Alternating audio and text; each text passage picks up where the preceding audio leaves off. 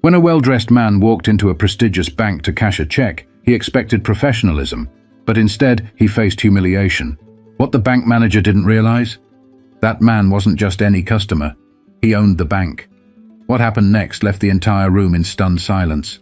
The bell above the door chimed softly as Darius stepped into the lavish interior of Crownstone Bank in downtown Nashville. The air smelled faintly of leather and polished wood, with the quiet murmurs of business transactions echoing off the high marble ceilings. Darius, dressed sharply in a tailored navy suit, carried himself with quiet confidence as he approached the teller line. He held a check in his hand, a large one, and his expression was calm, almost unreadable. The line moved slowly, but Darius didn't seem to mind. He looked around the room with measured patience, observing the chandeliers casting warm light over customers seated in plush chairs. The bank was the kind of place where prestige was practically dripping off the walls, a place that seemed to assume its patrons had earned the right to be there.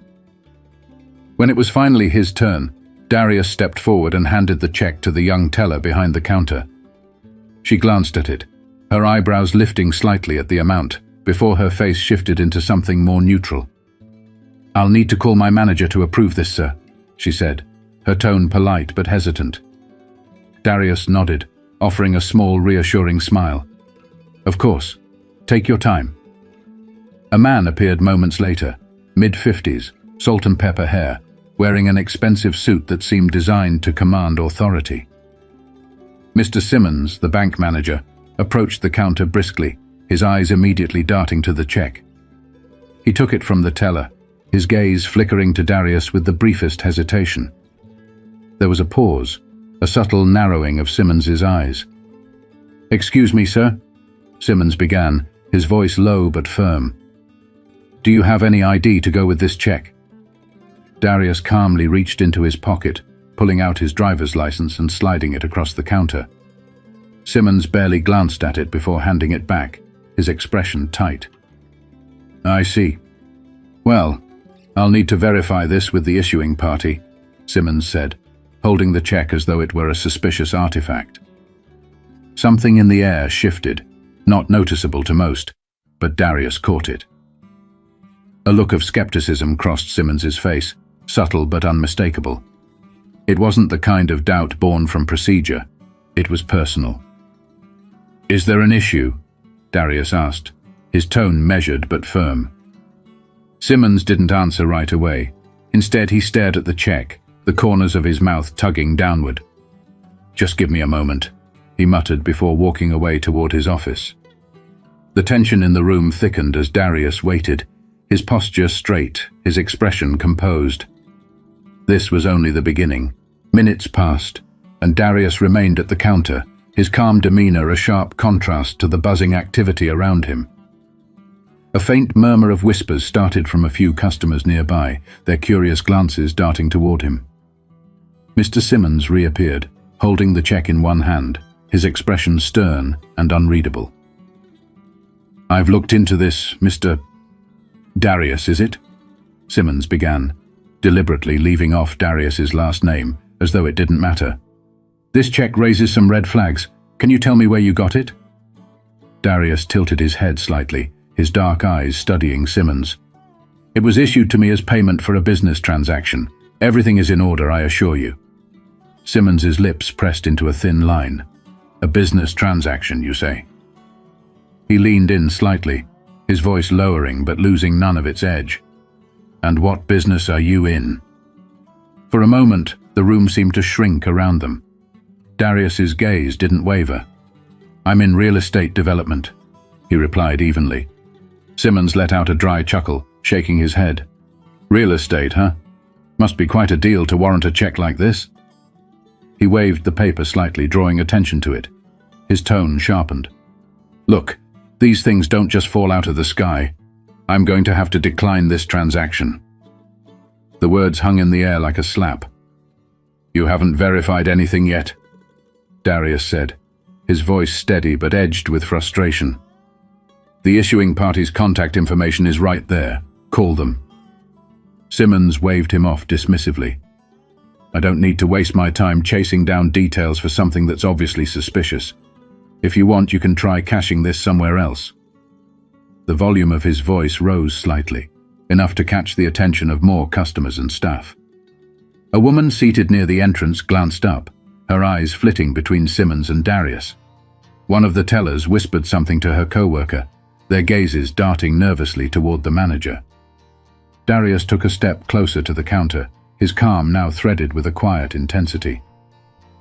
"So, you're refusing to validate this check because—" "Why, exactly?" Simmons shrugged, his tone condescending. "Look, these procedures are in place for a reason. It's not personal." But the way his eyes lingered on Darius told a different story. Darius held his ground. "If it's not personal, then why not follow standard protocol and verify it? Or are you suggesting I don't belong here?" The question seemed to throw Simmons off for a brief moment, but he quickly recovered, a smirk tugging at the corners of his mouth. "Sir, this bank reserves the right to refuse service if something seems off, and frankly, this doesn't look right to me." The murmurs in the room grew louder, the tension palpable. Darius glanced around briefly, catching the uncomfortable looks on the faces of the other patrons. Yet none of them spoke up. "Interesting," Darius said quietly, his voice cutting through the noise like a blade. He straightened his jacket, his movements deliberate. "So, you're declining to provide service based on your feelings rather than facts?" Simmons's smirk faded, replaced by a flash of irritation. "Sir, I don't have to explain myself further. You can take this matter up with another branch if you like." Darius stood there for a long moment, his expression unreadable. Then he slowly reached for the check still in Simmons's hand. "If that's your final decision, I'll handle this another way," he said evenly, his tone carrying a weight that made Simmons falter slightly. As Darius turned away, pulling out his phone, Simmons muttered just loud enough for him to hear, "Some people really don't know when to quit." The quiet resolve in Darius's face betrayed nothing, but the look in his eyes promised that this wasn't over. Darius stepped aside to a quieter corner of the bank, his phone held loosely in his hand. He took a deep breath, calming himself, though his jaw tightened ever so slightly. He began dialing a number, his voice low and measured as he spoke. Those close enough to overhear caught fragments of the conversation. "Yes, at the branch now, refusing to process. I understand." Meanwhile, Simmons watched him from the counter, a faint, smug grin on his face. He leaned casually against the polished wood, addressing the curious stares of nearby customers. "We have to be vigilant with fraud these days," he said, his voice carrying a tone of self-importance. "It's unfortunate, but not everyone comes in here with honest intentions." A woman standing in line shifted uncomfortably, her gaze flickering toward Darius. A man seated near the entrance frowned but remained silent. Simmons seemed to feed off the unease in the room, straightening his posture as though bolstered by the quiet approval of those around him. Darius ended his call and returned to the counter, his composure intact. "I've taken the necessary steps to address this," he said calmly. "I'd advise you to wait before making further assumptions." But Simmons wasn't interested in listening. Instead, he leaned forward, his voice dripping with condescension. "Sir, you're free to address it however you like, but this check isn't going anywhere. I have a duty to protect this institution from potential scams." Darius's eyes narrowed slightly. "Potential scams? Based on what? My appearance? My profession?" His voice was quiet but carried a sharp edge that sliced through the air. Simmons's smug demeanor faltered for just a second, but he quickly recovered. "I don't know what you're implying, sir," he said loudly, clearly performing for the growing audience of customers. "But I'm simply following standard procedures." Darius gave a small, humorless laugh. "Your standard procedures don't seem to involve verifying facts. Instead, they involve making baseless assumptions in front of an audience." A hushed silence fell over the room as customers and staff alike strained to catch every word. Simmons, now visibly irritated, straightened his jacket and gestured dismissively. "Look, I've made my decision. If you'd like to escalate the matter, you're welcome to, but you're wasting your time here." For the first time, Darius's calm exterior cracked ever so slightly. He leaned in closer, his voice low but firm. "Oh, I'll escalate it, Mr. Simmons. And trust me, you're going to regret this." Simmons scoffed, but there was a flicker of uncertainty in his eyes. "Is that a threat?" he asked, though his voice lacked the confidence he'd displayed earlier. Darius didn't respond. Instead, he turned away, pulling out his phone again and making another call. His movements were deliberate, his composure unshaken, despite the humiliation Simmons had attempted to inflict. "Some people think they can just walk in here and demand anything they want," Simmons muttered under his breath, loud enough for nearby customers to hear. A few chuckled nervously, while others shifted uncomfortably, clearly unsure of how to react. The tension in the room was suffocating, the air thick with unspoken judgments. Darius, however, remained a pillar of quiet resolve, his calm contrasting starkly with the chaos around him. Then the sound of heavy footsteps broke the uneasy silence. A group of sharply dressed individuals entered the bank, their presence commanding immediate attention. The leader, a tall woman with a sharp blazer and an air of authority, scanned the room before her eyes landed on Darius. "Mr. Charles," she said warmly, her tone respectful and professional. "I came as soon as I got your call." The room fell into stunned silence.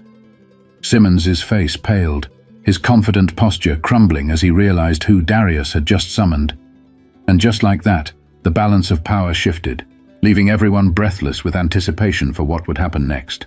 The woman strode confidently across the marble floor, her heels clicking with authority. Behind her followed two other executives, their tailored suits and stern expressions making it clear they weren't there for a casual visit. The room seemed to hold its breath as the group approached Darius, who extended a hand in greeting.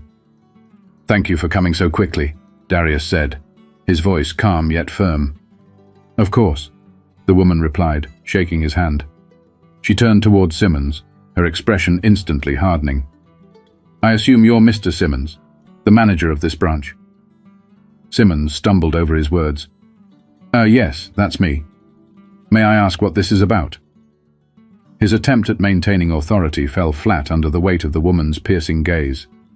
"This," she said, holding up the check Darius had handed over earlier, "is a matter of grave concern. Mr. Charles here is one of our most valued partners. When he informed us of the treatment he received at your hands, I was appalled." Simmons's mouth opened and closed like a fish out of water. "Valued partner?" he echoed weakly, his face losing color. The woman's eyes narrowed. "Not just a partner. Mr. Charles is the majority shareholder in this institution." Gasps rippled through the bank lobby. A man seated near the window dropped the magazine he was holding, his eyes darting between Darius and Simmons. The teller who had initially assisted Darius covered her mouth with her hand, clearly stunned. Darius stood silently, watching as the weight of the revelation crushed Simmons's fragile composure. He didn't gloat or raise his voice. Instead, he let the silence speak louder than any words could. "Wait, there must be some mistake," Simmons stammered, his voice shaking. "I didn't know. He didn't—" "You didn't know because you didn't bother to find out," Darius interjected, his tone sharp but controlled. "You made a snap judgment about me the moment I walked in here, and instead of verifying the facts, you chose to humiliate me publicly." The woman turned to Simmons, her expression icy. "Your behavior today was not just unprofessional, it was unacceptable. This institution prides itself on integrity and respect for all clients, regardless of how they look, where they come from, or what assumptions you might make about them." I can explain," Simmons stuttered, sweat beginning to bead on his forehead. Darius raised a hand, silencing him. "There's no need to explain. Your actions spoke louder than any words ever could. You judged me before you knew anything about me, and you made it clear to everyone here what you truly believe." The room was dead silent. Every eye was on Simmons, who now looked as though he wished the ground would swallow him whole. And then, Darius turned to the gathered customers and staff, his next words carrying the weight of both disappointment and hope. Darius stepped forward, his calm demeanor now carrying an unmistakable weight of authority. The customers and staff watched, riveted, as he addressed the room. "I want to be very clear," Darius began, his voice measured yet firm. "This isn't just about me. This is about the way people are treated when assumptions replace facts, when bias overrides professionalism." He gestured to the check still clutched in Simmons's trembling hand. "I walked in here today expecting to be treated like any other client, fairly, respectfully, and with the courtesy that any paying customer deserves. Instead, I was judged on sight, dismissed, and publicly humiliated." The room buzzed with murmurs as Darius's words sank in. A young woman seated near the entrance nodded slightly, her expression one of quiet agreement. The tension in the air was palpable, a mix of shock, guilt, and curiosity.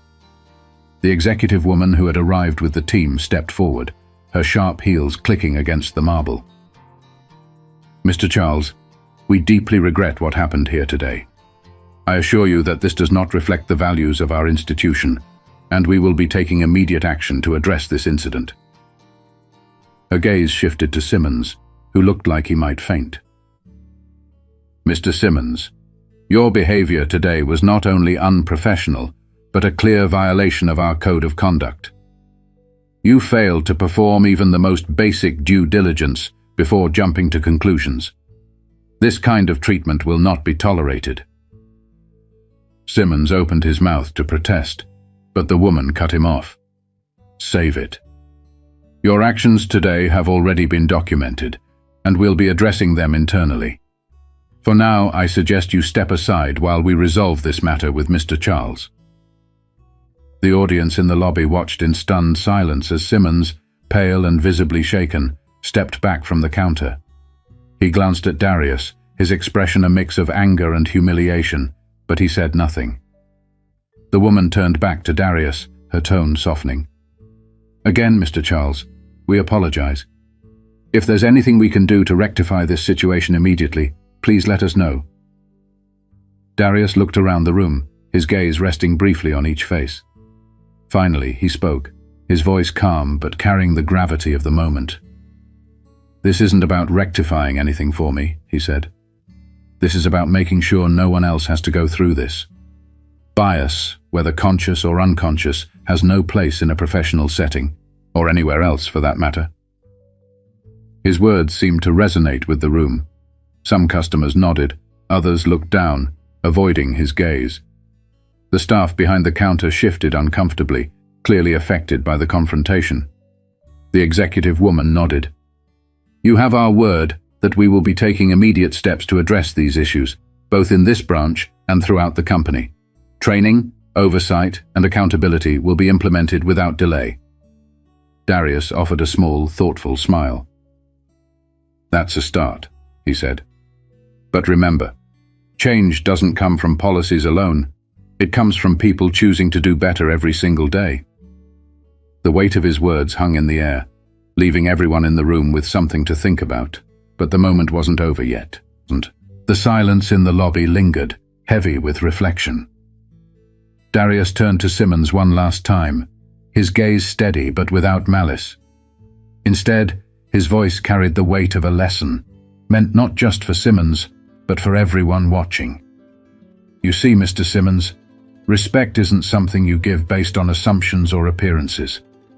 It's something you owe to every single person who walks through these doors, whether they're cashing a check for $10 or 10 million. Your job isn't to judge, it's to serve." Simmons's face flushed, his usual air of superiority reduced to a shadow of what it had been. He tried to hold Darius's gaze but faltered, looking down at the check still clutched in his trembling hands. Darius continued, his voice unwavering. "I didn't call your regional director here to embarrass you. I could have, but that's not who I am. I called her here to make a point, not just to you, but to everyone in this room. Assumptions like the ones you made today are the foundation of prejudice. They ripple out and create barriers that shouldn't exist. The executive woman nodded, her stern gaze fixed on Simmons. And let me add this, Mr. Simmons. You didn't just fail to do your job today. You put our institution's reputation on the line. This is not a one-off mistake. It's a sign of deeper issues that we will be addressing thoroughly. The customers murmured among themselves, the gravity of the situation sinking in. Darius let the silence hang for a moment before taking a step back. Respect isn't a favor, he said, his voice clear and resonant. It's a basic expectation. If you can't meet that, you don't belong in a role of leadership, or in any role where you interact with people. Simmons looked like he wanted to disappear, but Darius's expression wasn't one of anger, it was one of resolve. This wasn't about revenge, it was about making a lasting change. Darius turned to the executives. I trust you'll handle the situation appropriately. My concerns have been made clear. Absolutely, Mr. Charles, the executive woman replied firmly. This matter is now in our hands. Darius nodded, his composure unbroken. He glanced around the lobby, meeting the eyes of a few customers who now looked at him with newfound respect, or shame for their earlier judgment. And then, in a final poignant gesture, Darius reached into his pocket and pulled out a business card. He handed it to the young teller who had initially served him, her hands trembling slightly as she accepted it.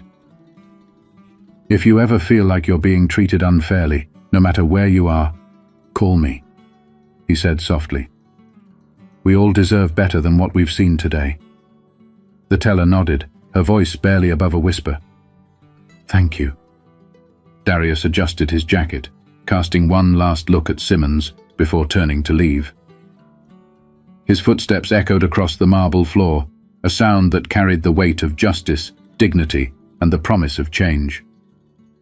As the doors closed behind him, the room remained still, everyone left to grapple with what they had witnessed. But one thing was certain, their assumptions would never be the same again.